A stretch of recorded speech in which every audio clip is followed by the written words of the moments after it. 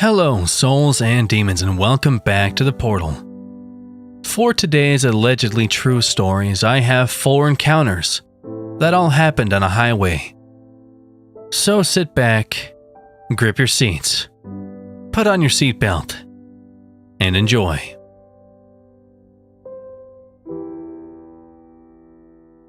When you're getting followed by somebody at 3 a.m., you hope it's a cop. This happened a few years ago when I was bartending in college. I was coming home down a stretch of divided highway at around 3 a.m. when I noticed a car heading towards me in the wrong lane. I doubted myself at first and thought the car was on the other side of the highway. Sure enough, a white Ford sedan passed me at a really high speed, at least 90. It's worth noting for later that I also drive a white Ford sedan. I was used to drunk, idiot drivers in the middle of the night, so I pulled to the side of the road and let him pass me.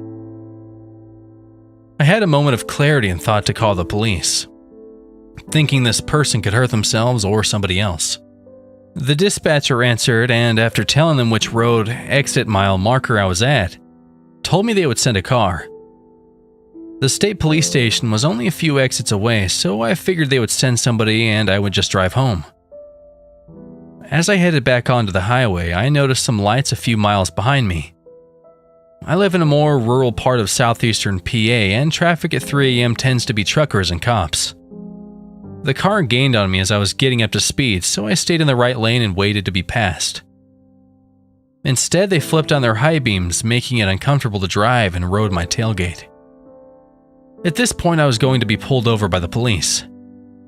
I drove a white Ford sedan and had just called about a different white Ford sedan, so I grabbed my registration from the glove box. Suddenly, the car behind me audibly slammed on the brakes and stopped in the middle of the highway. They must have shut off their car because the lights went out and I saw what looked like the same Ford sedan from earlier. Still, I thought this may have been a police car. They had a roof rack, and it could have looked like I had reached for a gun in my glove box or something. I panicked and called 911 for the second time and asked the dispatcher if they had sent a cruiser to investigate. The dispatcher was a little curt with me and assured me they had sent somebody out. Dispatcher, we have sent a troop out to find the car, sir. Me. I only ask because somebody is following me and acting weird. It could be a cop and I think I freaked them out by getting my registration. Dispatcher, are you pulled over? Me. No, they didn't turn on their lights. Dispatcher, let me try to get the trooper we sent out. As she was talking, the car again sped towards me and stopped inches from my bumper.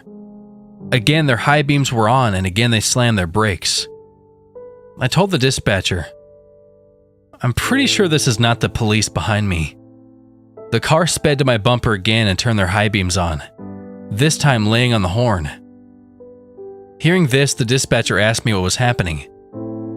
Dispatcher, what's happening? Did you honk? Me. That's the car behind me. I don't think it's a cop. Dispatcher, I'll try to get the trooper again, but I don't think that's him behind you. For some reason, this is what shook me. Before that, I was thinking I would get pulled over and maybe get a ticket. Up until then, I was going to the speed limit and trying to avoid getting pulled over. I told the dispatcher, I don't care if I get pulled over, I'm speeding, and if they put their lights on, then I'll pull over. I started to accelerate and the person behind me just kept up with me. The speed limit was 55 and they kept on my bumper the entire time, but this time they were swerving. I tried to signal for an exit then bail on it, but they followed. At the next exit, I took the off-ramp and continued on to the on-ramp, and the car behind me followed the whole time. I thought about trying to go to a Wawa convenience store / gas station that's pretty much the only populated place in southeastern PA at 3 a.m. But the dispatcher and I thought that would be unsafe. She was calm and talking to another person trying to send police to me. The other person, maybe a supervisor, asked if I could drive to the state police station, realizing that I was one exit away. I told her I was coming there and she said she would have troopers meet me outside. As I pulled off to the exit, the car followed me. I blew a few red lights trying to get to the police station and the car tried to pull into the other lane to pass me, or pull up alongside me. Once the police station was in view, I put out my turn signal and the car slammed on its brakes again, turned off their lights and turned into the parking lot. The story ends kind of anticlimactically as I pulled into the police station and met the troopers. 2 of them went to find the car and I stayed with a 3rd trooper. I think the dispatcher and her supervisor, and the state trooper escorted me home after taking a statement from me. I was never called to follow up or testify, so I can only assume the person didn't get caught.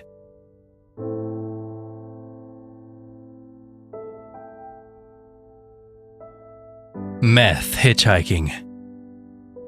I was on a hitchhiking adventure from BC, Canada to Antigua, Guatemala, which started in September 2019. This post is taken from the notes in my journal, which I wrote as soon as I could after this insane experience. If you've ever hitchhiked before, you know how amazing it is and how many cool people you can meet. Out of thousands of rides across 40 countries, I've only had 2 bad and/or dangerous encounters thumbing it.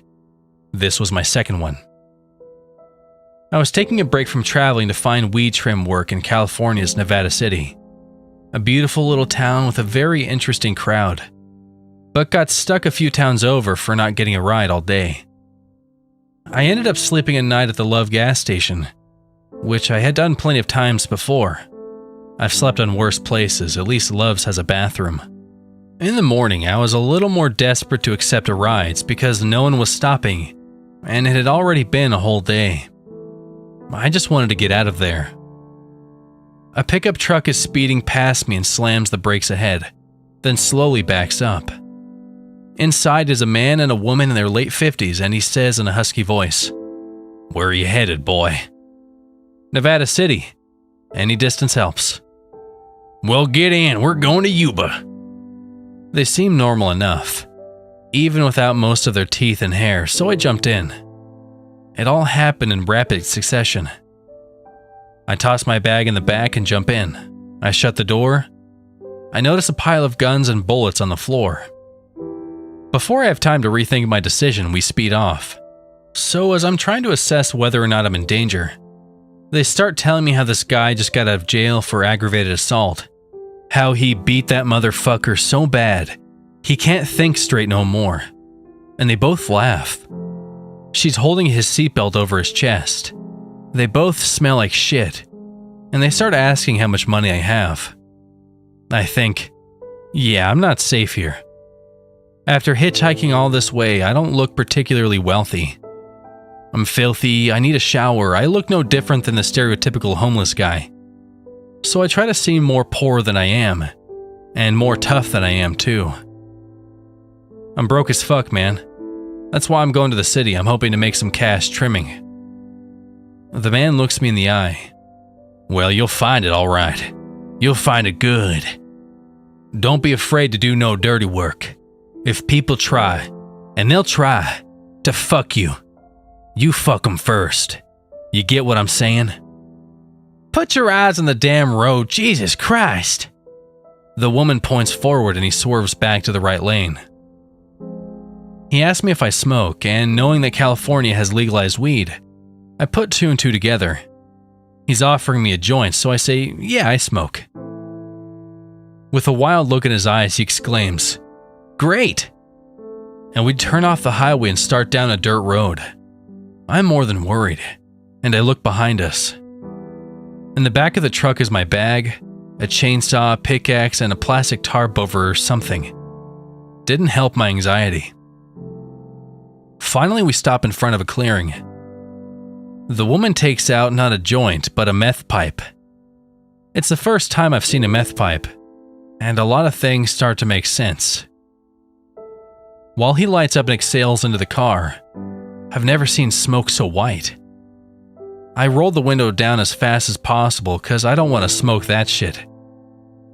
The woman takes some as well, and they tell me how they were going to collect money that a woman owes them. That damn bitch is gonna pay today one way or another. Damn straight. She better have the money. I'm gonna grab her and say, "Where's my money, bitch?" Oh, she'll have it all right. She'll have it or else. Say, son, you ever steal something? because we could make $20,000 today. I don't exactly know how to answer this guy, and he repeats $20,000 today. Here, smoke some of this, and hands me the pipe. Nothing like meth, ain't that right? I gently reject it and say that meth's not really my thing, which he surprisingly takes well and smokes some more before putting it away and driving off back towards the highway. His driving is terrible, swerving, speeding, hitting brakes abruptly, and starts trying to convince me to help them steal marijuana plants. You'll hold my gun, and I'll drill the hole, and I'll keep a lookout. Yeah, baby girl, we'll keep a lookout. Now, you gotta be careful if you hear the dogs, because them sons of bitches are nasty. Nasty. See this bite? And he reveals what looks like a terrible scar on his arm. I didn't really know how to get out of the situation, so I sounded as confident as possible, and said that I was meeting a friend to look for work together and they would be expecting me today. We neared the end of the Yuba City where they pull over to the side. Well, it's your funeral. You don't want to eat? Fine by me, but if you ever want that cash, you call me. Hands me his number. Hell no, I think. Thanks, I will. Quickly retrieving my bag, smiling nervously. The woman says with a wave, Take care now. God bless. And they speed off. I'm standing on the side of the road thinking, what the hell was that? Happy to be out of that car. Meth heads 1 and 2. Thanks for the offer to steal marijuana plants, but let's never ever meet again. Chased through Satansville by a possible cult member. In Pennsylvania, right near the border into Delaware, there is a narrow, eerie place with deformed trees, closed-off paths, and lots of legends. It is formerly known as Devil's Road. The main attraction in a place called Satansville, which encompasses the whole of dark twists, isolated roads, and unsettling encounters.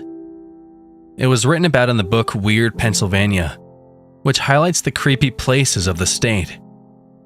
According to many rumors, there is a cult house hidden in the woods surrounding the road, and any trespassers on the road, especially those who stop, will be chased out with a black or white SUV or truck.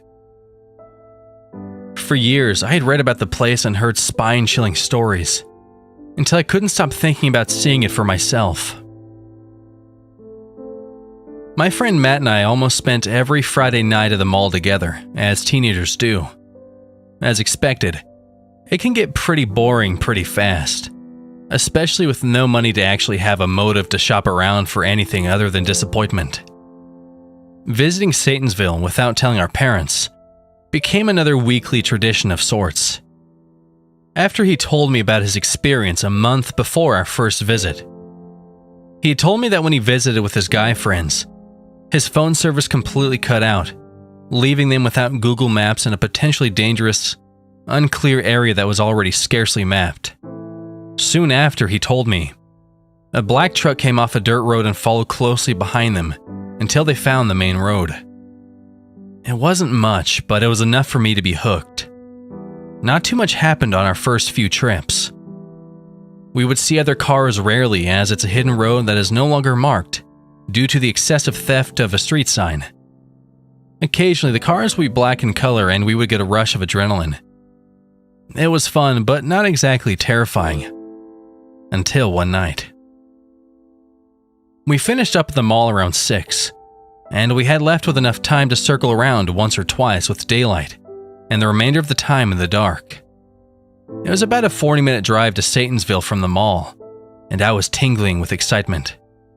According to the legends, cars that visit frequently are more likely to have experiences at this place, and this would be our third time visiting in the last few weeks. Instead of Matt and I going alone this time, we bought our friend, Lola, who was very outgoing and would likely have a sense of humor in a situation we'd be too scared to continue in normally. We drove down the highway and finally made the first turn leading to the seclusion. Matt and I had pinpointed several areas where we thought the cult house may be, but stopping on the road is illegal, so we'd never had a real chance to explore. At least, that's the logical reason I gave in lieu of us being major cowards. The ambience immediately changed as we entered Satansville, and the cool night air fled in through the cracked windows. In the first few turns, other people aren't entirely a rare sight. A few trucks pulling out of driveways, the like. However, the turn onto Devil's Road never loses its wow factor. The trees on both sides of the narrow road lean away from the forest aggressively. Not just a tilt, but completely bending in the trunk away from things we could only imagine. We were approaching the first major road bend in the road, and a car was coming up towards us.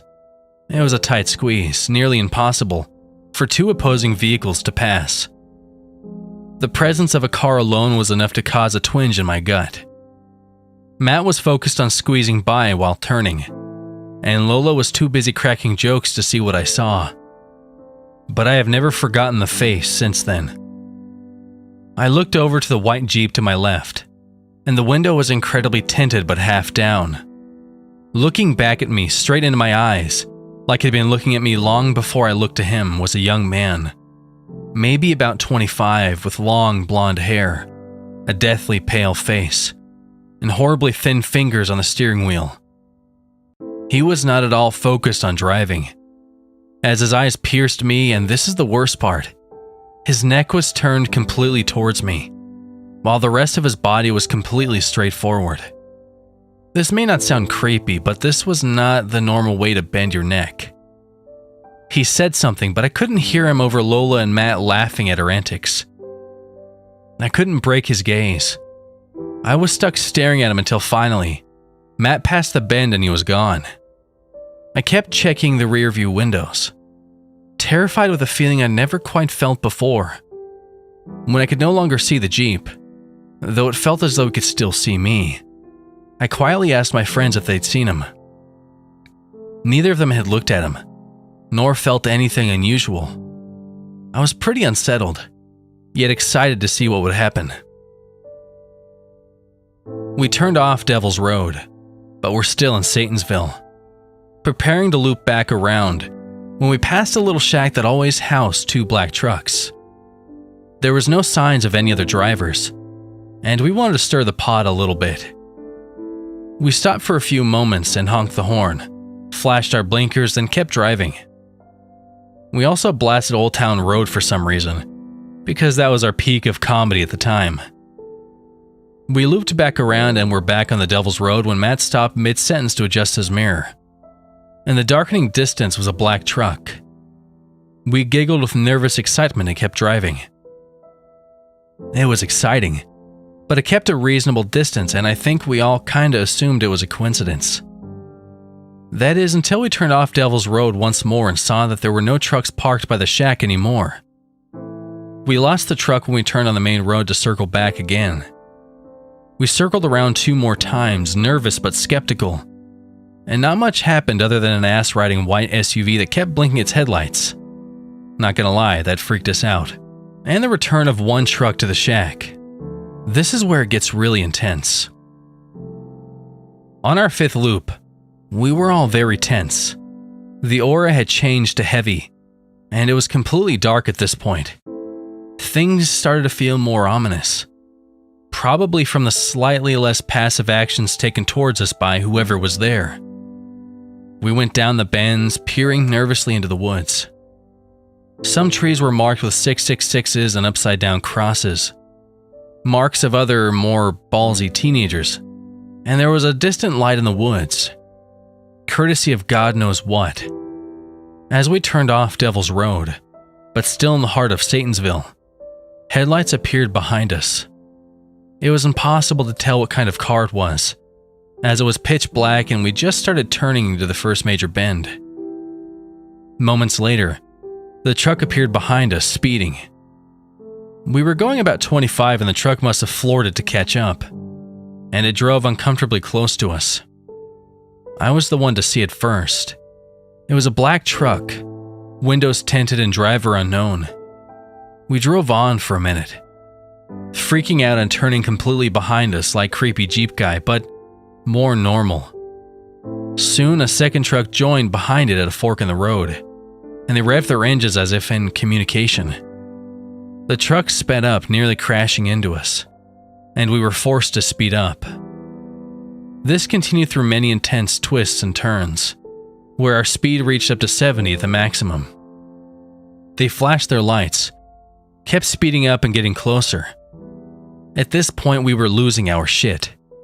They were definitely either going to run us off the road or catch us and do God knows what. They had these weird red lights on the top of their trucks, and the light was reflecting off every window in our tiny Honda. Just above a small hill, the main road was visible, and relief flooded us. We panicked again though when we realized we would have to wait for traffic to slow before we could turn, and they would definitely catch us. With nothing else to do, we stopped and glanced behind us. The trucks were gone.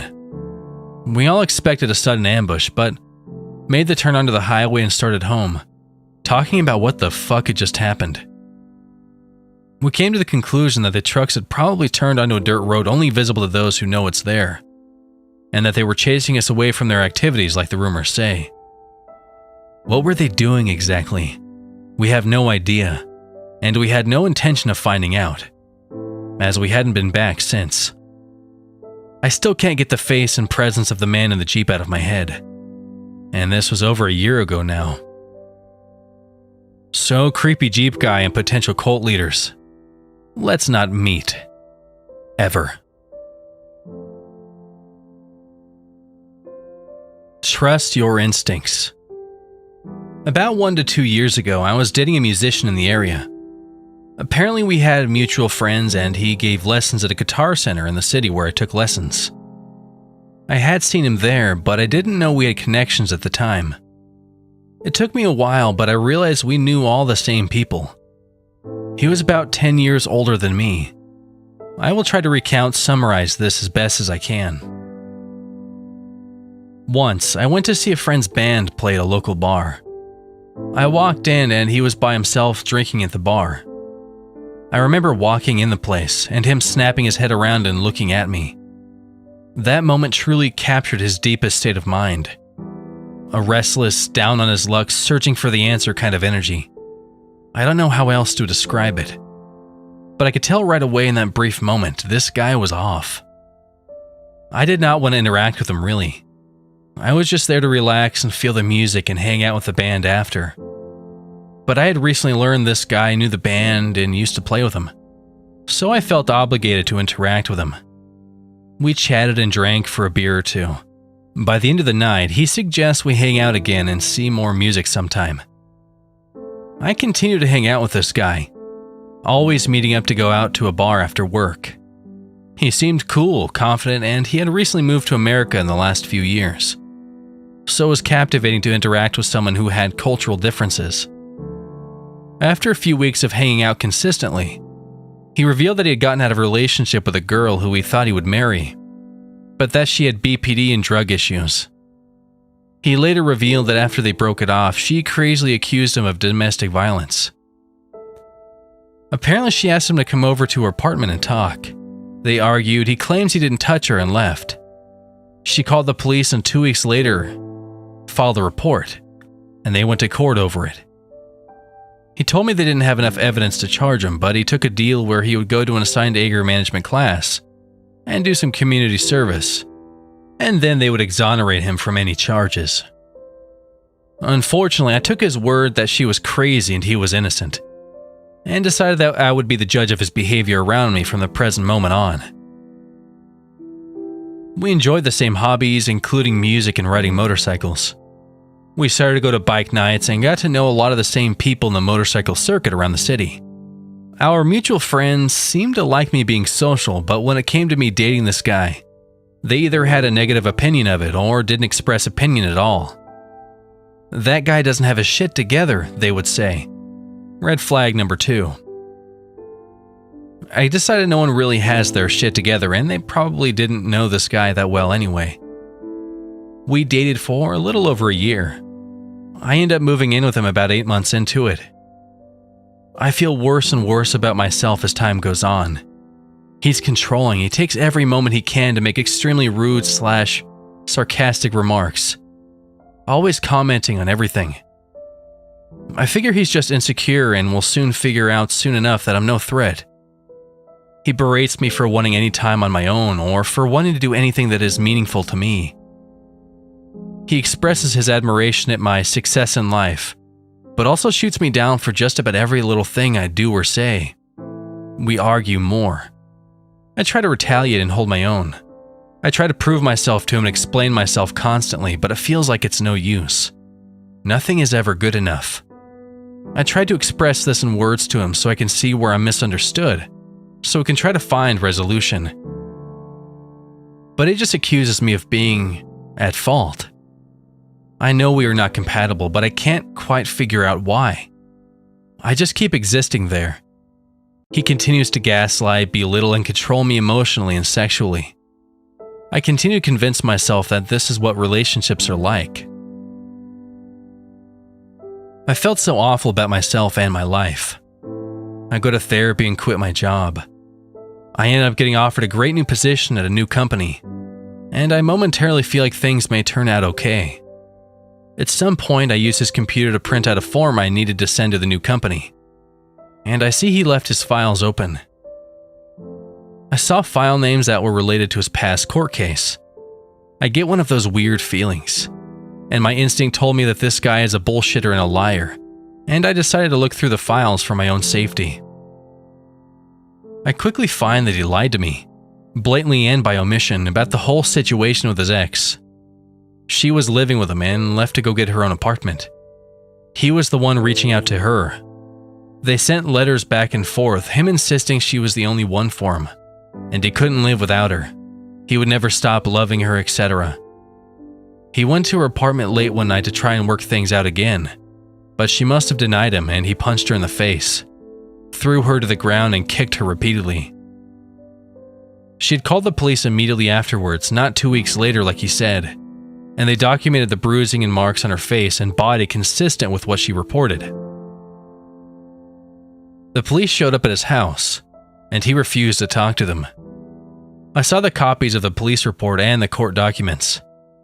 I realized that he had done this after we had met during our first few weeks of hanging out and talking, not months ago, like he said when he initially brought this up. He had saved the letters. He still had pictures of her in her underwear on his computer. The whole thing made me feel so sick. Enough was enough. I was scared, and this dude could get very angry and belligerent, so I knew I had to be careful in how I handled this. I had an open conversation with him about my concerns with our relationship, but in a way that he felt in control. I asked him blatant questions about his ex situation and simply asked for the truth. He continued to feed me a timeline and details that were not consistent with the evidence I had found. I decided I had to get out quickly. I set up a new living situation, but it would take 2 weeks to get into. I planned to just ghost out of there one day with my small amount of stuff when he was gone, but he must have sensed my apprehension around him. One night he blatantly asked me if he and his life were too much for me to handle, and I just answered honestly and said yes, it's too much, but did not go into detail. So from that point on, the relationship was over. We discussed it being over. He said he would allow me to stay in the house for those 2 weeks until my house was ready. I owned a rental property at the time that I was moving back into. He insisted he still loved/cared for me and wouldn't do anything to hurt me. It was the worst 2 weeks of my life. He slept in a separate bedroom. I tried to stay out of the house. He became more upset as time went on, and I became more uneasy. He began to stalk me and then revealed that he saw me at certain places with certain people later on and demand answers. I would often come back to the house only to find him sitting up later with the light on, ready to interrogate me. It was absolute hell. I was finally able to move out after 2 weeks of this. We parted ways and he insisted we could remain friendly and he wouldn't do anything to hurt me. That's when he started to fly off the handle. This guy knew my spots I liked to hang out in. He knew where my house was because he was the real estate agent who facilitated the transaction when I bought it. He knew all of my mutual friends and manipulated them in ways to find out where I was, how I felt about him, and who I was hanging out with. I begged them to disengage with him, but they didn't seem to think he was dangerous. Everywhere I went, he was there.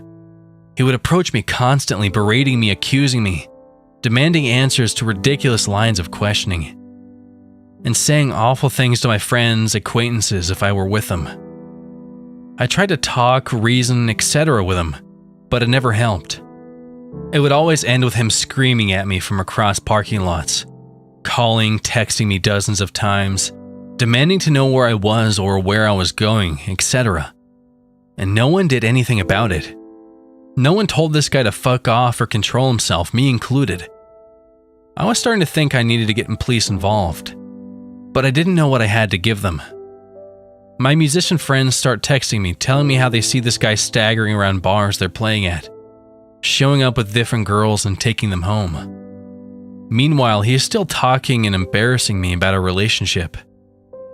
One Friday night, a month or two after we broke up, it's 3:30 a.m. and I am awoken from a deep sleep. My phone is ringing and it's him calling. I answer because I feel guilty about his earlier texts that indicate he might harm himself over all of this, just to make sure he's not hurt somewhere else. His voice sounds weird and hushed, and I can tell he's been drinking. The background of the call is very quiet. "Can I come over?" he asks. I ask where he is, and he tells me he is at a rest stop on the side of this major interstate. I knew this was not the case, because it is dead quiet on the other end of the line, and this highway is busy 24/7. I don't think that's such a great idea right now, it's late, I try to say calmly. I ask if he'd been drinking and he insisted he wasn't drunk. I was getting creeped out, but I wanted to ensure he would leave me alone and not try anything further, especially at my place of residence. He starts crying these cringy fake tears, telling me how hard his life has been and how much he needs me, but still pushing to come to my house. I try to tell him no, but he keeps pushing. I don't give in to his fake sob story, and then his tone immediately changed to sharp, nasty aggression. I don't react to it, and then he just deadpan says he had to go and hung up. Maybe 30 seconds go by, I'm thinking to myself, what was that all about? And then I hear it. I hear the very distinct sound of his motorcycle start up about a block from my house. He owns a 95 Harley with straight pipes. Very specific sound that I was familiar with from riding with him in the past. My hair stood on end and I stopped breathing. The bike idled for maybe 30 more seconds, and then I heard him ride off, the sound slowly growing more faint as he rode away. I didn't sleep for the rest of the night. I was terrified I would hear the noise of the exhaust coming back, and I honestly did not know what I would do. I checked my phone and my other musician friend had texted me saying he was at their gig earlier that night getting very drunk. The gig was over an hour away from my house. He never came back that night, but I shudder to think what he would have done if I would have agreed to talk with him and let him come over. He harassed me a few more times, even telling my parents that he was going to marry me when they were down visiting for the week, and we were out at a public event that he also showed up at. I blocked his number, deleted my social media, and stopped going out. Turns out he started seeing some bartender in the city, and a few months later they got married. Then he stopped approaching me in public, but he will still hang out by my motorcycle at bike nights if I go, and he will make sure I know he is there. I guarantee his new wife has no idea about what this guy has done and what he was doing, all while the relationship was progressing. Just like I had no idea. To everyone reading this, trust your instincts, remain safe, avoid pain, enjoy life.